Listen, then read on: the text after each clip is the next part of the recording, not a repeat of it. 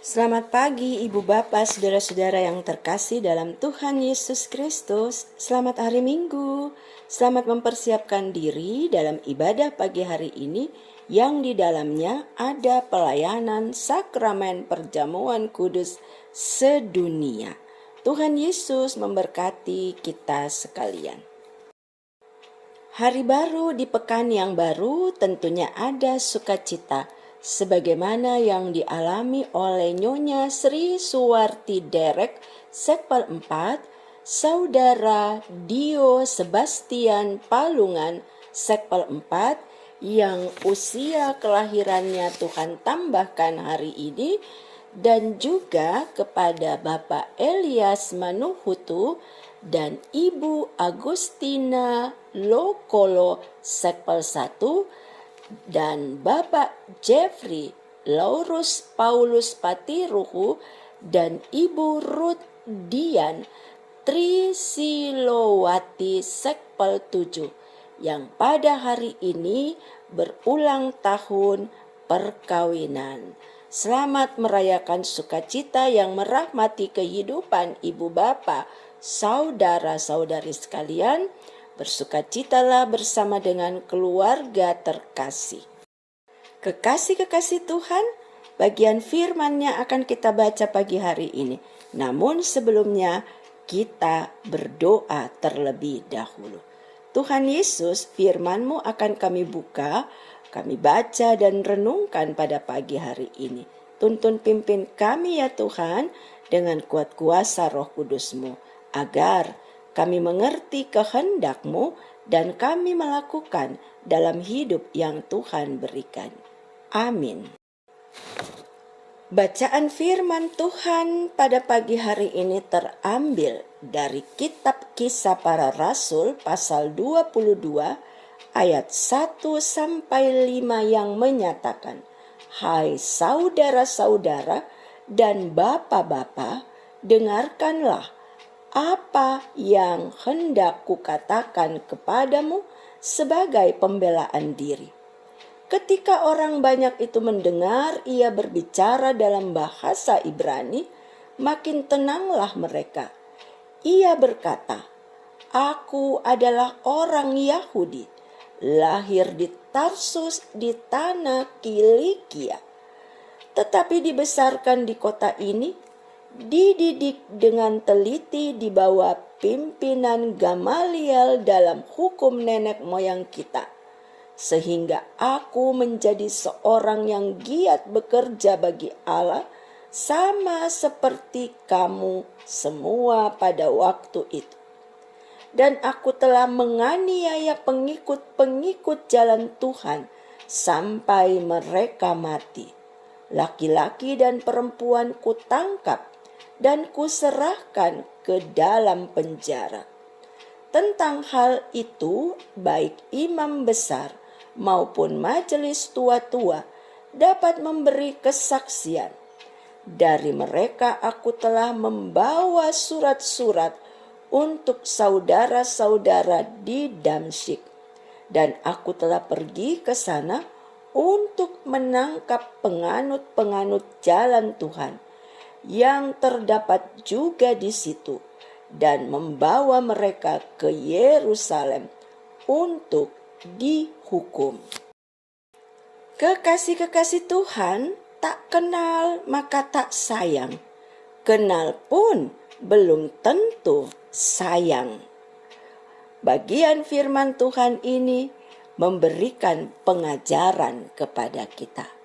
Bagaimana orang banyak dari kalangan Yahudi yang melihat Paulus beribadah di bait Allah. Mereka dengan keji telah menghasut orang banyak serta menyebar berita bohong dengan mengatakan bahwa Paulus telah mengacaukan bangsa Yahudi di berbagai tempat. Juga mengatakan bahwa ia menentang hukum Taurat serta mencemarkan baik Allah dengan mengajak orang-orang non-Yahudi masuk ke sana. Berita itu tersebar luas dan membuat rakyat yang mendengar menjadi marah, serta berbondong-bondong datang untuk menyeret Paulus keluar dari bait Allah. Bahkan mereka berencana ingin membunuhnya. Tindakan yang brutal dan beringas itu disikapi Paulus dengan meminta kesempatan untuk berbicara serta memperkenalkan dirinya kepada orang banyak. Karena mereka tak mengenal dia siapa sesungguhnya Paulus, mereka hanya mendengar berita bohong yang menjadi bola liar di seputaran hidup mereka serta menyesatkan mereka. Beruntung kepala pasukan mengizinkan Paulus untuk berbicara. Paulus pun memperkenalkan dirinya. Dia tidak hanya menjelaskan asal-usulnya, tetapi juga melalui perkenalan itu, Paulus punya tujuan agar orang-orang Yahudi serta kepala pasukan semakin mengenalnya, sehingga mereka tidak termakan hasutan atau berita bohong yang dihembuskan oleh para pembencinya. Saat kita membaca bagian firman Tuhan ini, maka kita bukan hanya semakin mengenal siapa pribadi Paulus, tetapi kita belajar bagaimana Allah bertindak dalam kehidupannya. Ketika ia terhimpit dalam situasi itu, di sana Allah turun tangan menyelesaikan segala persoalan kehidupannya. Sebab Paulus tidak memilih untuk mengikut dia, namun dialah yang memilih Paulus untuk hadir sebagai alat di dalam tangannya. Dan ketika Paulus mengalami tantangan kebencian, penindasan, dan fitnah, Paulus pun menyadari bahwa apa yang dialaminya juga dialami oleh Yesus Kristus, Sang Maha Guru, yang dimana ia hadir sebagai pemberita firman Tuhan. Lalu kita juga belajar dari sikap dan tindakan Paulus. Di saat terdesak, ia tetap tenang serta meyakini bahwa Allah bertindak menolong dirinya tepat pada waktunya. Sebab Paulus hadir sebagai utusan Allah. Kekasih-kekasih Tuhan, mari kita jalani kehidupan ini. Sebagai umatnya, tantangan, pergumulan pasti ada. Belajar dari diri Paulus. Jangan takut, tetapi setialah mengerjakan tugas dan tanggung jawab yang dia amanahkan. Karena Tuhan beserta kita senantiasa.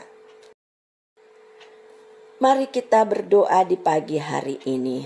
Terima kasih Tuhan Yesus, firman-Mu sungguh memotivasi diri kami untuk mengingatkan kami bahwa kami ini pilihan Tuhan yang dipercayakan untuk mengerjakan bagian demi bagian yang Engkau amanahkan. Dan pastinya di dalamnya Engkau ada dan beserta dengan kami. Walau tantangan menghadang dalam kami mengerjakan tanggung jawab hidup kami sebagai utusan-Mu di dunia ini. Terima kasih Tuhan Yesus, firman-Mu bukan hanya memotivasi, tetapi juga menguatkan kami.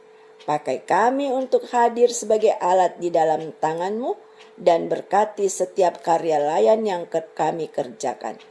Agar hidup kami berkenan di mata-Mu dan menjadi berkat bagi sekeliling. Berkati karya layan gereja-Mu pagi hari hingga sore hari nantinya dalam ibadah hari Minggu dan pelayanan sakramen perjamuan kudus. Berkati umat-Mu yang akan mengikuti peribadahan, baik tatap muka di gereja maupun yang mengikuti peribadahan secara live streaming. Mereka hadir di rumah mereka masing-masing. Berkati kami semuanya ya Tuhan.